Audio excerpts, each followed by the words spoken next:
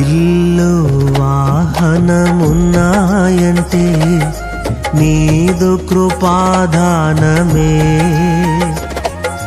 బలము ధనము ఉన్నాయంటే నీదు కృపాదానమే.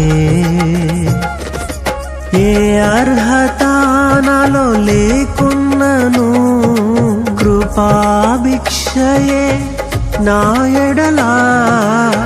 జీవితమంతా కృతజ్ఞుడను, జీవితమంతా పాడెదను. నీ కృపా నీ కృపా ఆకాశము కంటే హెచ్చైనది.